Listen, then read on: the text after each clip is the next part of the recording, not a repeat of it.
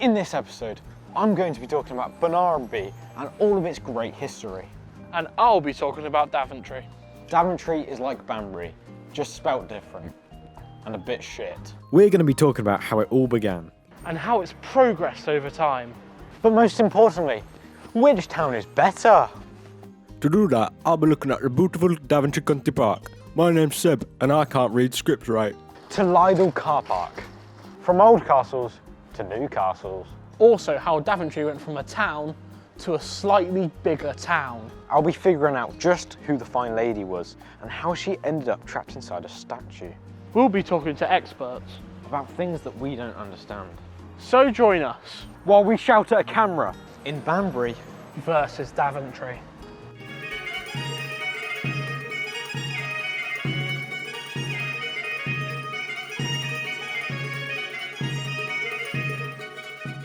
Welcome to Castle Quay. It was first built in 1125 by William the Conqueror, who decided he needed over 700 castles around England, and apparently a shopping centre too.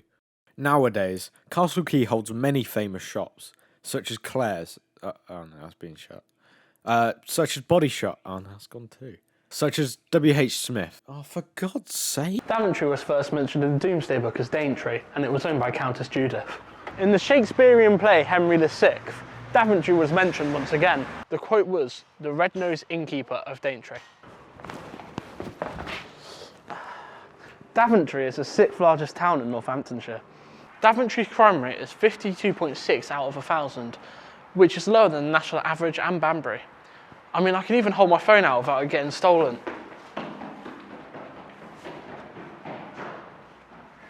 To talk about the history of Daventry, we go to John Silk, who is involved with it all. Okay, my name is John Silk. Yep. This historic building behind me is ye old Reindeer Inn. It's been down Parsons Street for hundreds of years and even housed Oliver Cromwell during the English Civil War. It's said to believe that the reindeer the pub was named after has in fact died. As you can see behind me, there's clearly some alien writing, which does in fact prove my theory from my last documentary, aliens do exist.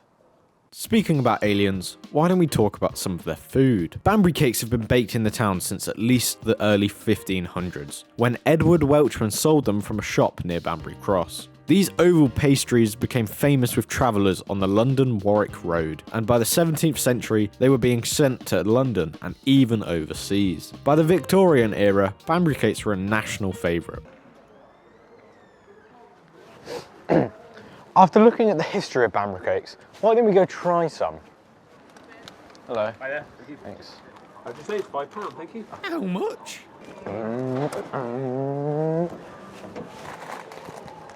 Banbury cakes. So why don't we try some? They've got a lovely sugary paste. So I'm going to take a first bite.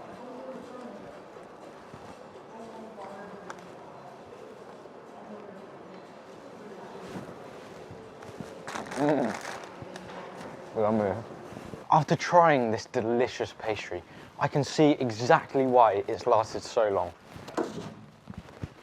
Banbury is known across the world for its famous nursery rhyme, "Ride a cock horse to Banbury Cross." The version we know today first appeared in 1774 in Grandma Gerton's Garland. Something like that. But instead of a fine lady, it was in fact your mother. This horse actually reminds me of my documentary that I just produced. Hoorays, out in cinemas now. But in fact, this statue behind me was actually the inspiration for the nursery rhyme, making the statue at least 500 years old. I'm going to go visit Daventry Reservoir. This is Daventry Reservoir, and I mean, oh my God, look at this, man. Natural beauty. Daventry Reservoir was built in 1804 to supply water for the Grand Junction Canal. After 200 years of this reservoir being opened, so did the Country Park, being opened in 1978. Daventry Country Park is still open today and is a nice and safe place for you and your family to go. Ah! Behind me right now is the Grand Junction Canal, the one that connects directly to the reservoir. I mean, it's just so magnificent, honestly. Then we go to John Silk, who is in fact a resident of Daventry. Okay, my name is John Silk. Yep. I'm going to go visit Banbury Cross. This monument behind me may or may not be Banbury Cross. It's unconfirmed. But if it is Banbury Cross, then this was built in 1859 to celebrate the Queen's daughter's wedding. I'm not sure why we're not good enough for the Queen herself, but this monument is famous in Banbury and also helped inspire the nursery rhyme. I'm not sure why it's called Banbury Cross or why it's so angry, but I personally think it gives the town a bad reputation.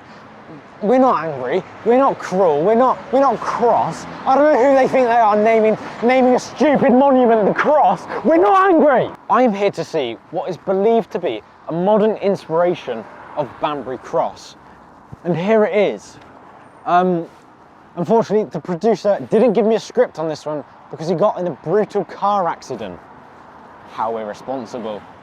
So I'm just going to tell you what I personally think of it. And to be honest, I think it's a bit ugly. I mean, I don't really see the Banbury Cross-ness in it.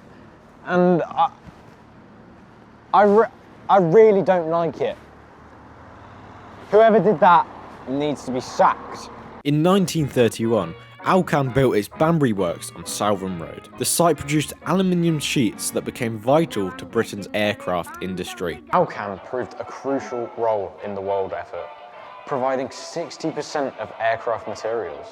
Alcan was so important that they had to create a fake one just so the Germans could bomb it, nicknamed Dummy Alley. At its peak, over 3,000 people worked here. Though the plant closed in the early 2000s, its Art Deco offices and memorial garden still stand.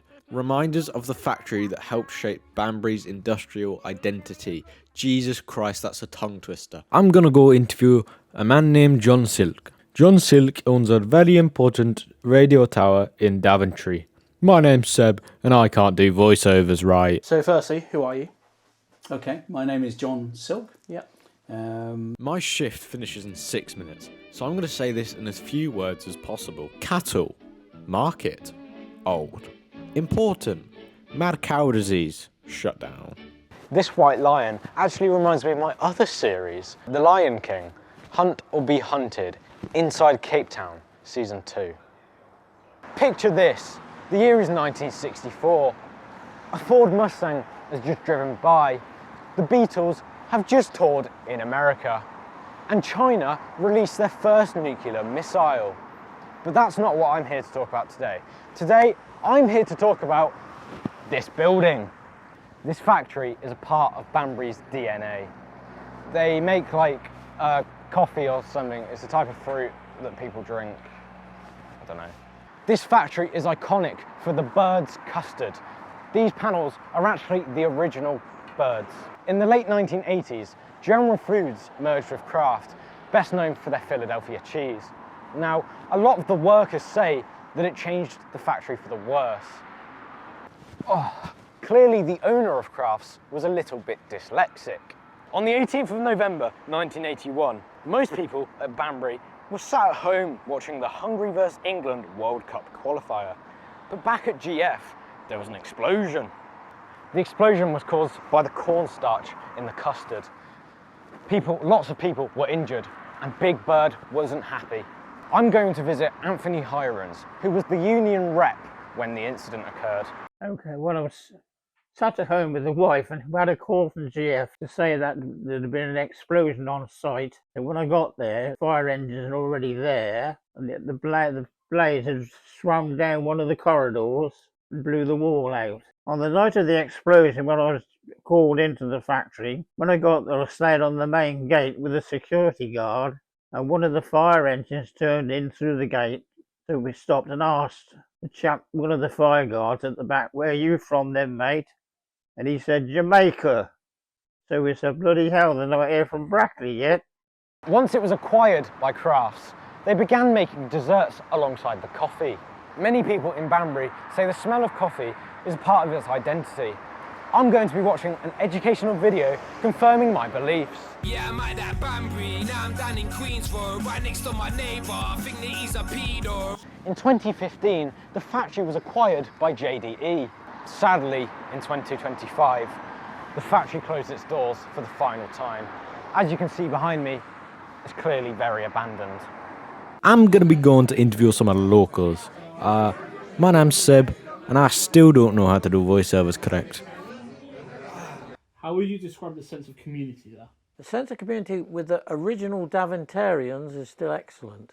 The actual outsiders coming in, whether or not they mix or not, is a different kettle of fish, but the kernel of Daventarians is very strong. Do you think young people have enough opportunity? I don't know, because I'm an old git. So probably I would say no, but obviously not having any experience because I'm the different age group. What makes you proud to go to the town, to be part of the town in a way? I think it's a traditional market town. I like going to market because you generally see the local people on the market. When I go, I probably end up with a sore throat because I talk to everybody. And then lastly, can you name anything good about Daventry? Now that Seb's interviewed the Daventry locals, I think it's time I do the same for Banbury. So, what do you think about Banbury as a town?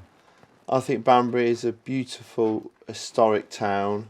You know, there was obviously the battles of Croppedy Bridge and the battles of Edge Hill. For cultural significance, it's a real sort of major town in the UK. Excuse me. Sabrina Carpenter espresso. So, no. So, I meant, many celebrities come from Banbury, such as Gordon Ramsay and Gary. So I think we can all come to the same conclusion about which town is better. Daventry is so much better than Banbury. There is nothing to do in Banbury. Like, honestly, come on, man. And then he hit me. Yeah, because you said Banbury was worse than Daventry. Which is true. Obviously not. But it is. No, it's not. What are you on about? Daventry is so much better. There's nothing in Daventry. What do you think? Nah, bro, look here.